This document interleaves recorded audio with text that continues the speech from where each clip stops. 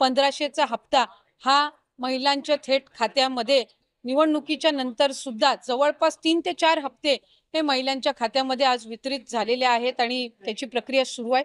अशाच पद्धतीने ही योजना पुढेही सुरू राहणार आहे।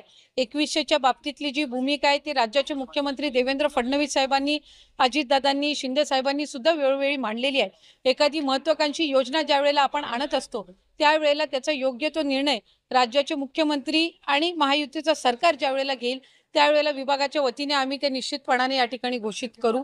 आज 1500चा लाभ देत असताना सुरुवातीला तर विरोधक म्हणायचे की हे 1500 पण तुम्हाला मिळणार नाहीत, पण त्यानंतर आम्ही ही योजना यशस्वीरित्या राबवली। त्याच्यानंतर म्हणायचे की निवडणुकीच्या नंतर ही योजना बंद होणार, पण आज 2,52,00,000 महिलांपर्यंत आम्ही हा लाभ त्या ठिकाणी पोहोचवत आहोत आणि आज 36,000 कोटींची जी तरतूद अर्थसंकल्पामध्ये करण्यात आलेली आहे, जेणेकरून ही योजना अशाच पद्धतीने पुढे सुरू राहावी। त्यामुळे आम्ही कुठलाही महायुतीच्या सरकारने लाडक्या बहिणींना दगाफटका दिलेला नाहीये। 2100चा योग्य तो निर्णय जाहीरनामा किंवा एखादा ज्या वेळेला तुम्ही वचननामा असतं ते पुढच्या 5 पंचवार्षिक या संबंध या याच्यातून दृष्टिकोनातून तो ठेवलेला असतो। त्यामुळे त्या बाबतीतला योग्य तो निर्णय हा महायुतीचं सरकार हे निश्चितपणाने घेईन। पण आपल्या माध्यमातून मला लाडक्या बहिणींना सांगायचंय की ही योजना कधीही बंद होणार नाही आणि महायुतीच्या सरकारकडून अशाच पद्धतीने चालू राहील।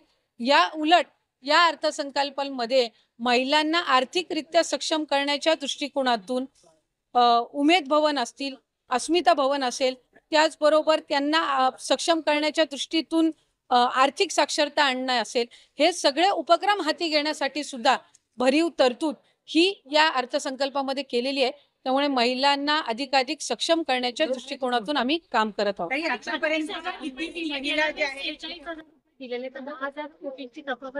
आपल्या माहितीसाठी मला सांगायचंय की मार्च महिन्यापर्यंतचा जो हप्ता आहे तो अर्थसंकल्पाच्या आधीच वितरित झालेला आहे आणि ही जी तरतूद आहे ही पुढच्या महिन्यांपर्यंत आहे।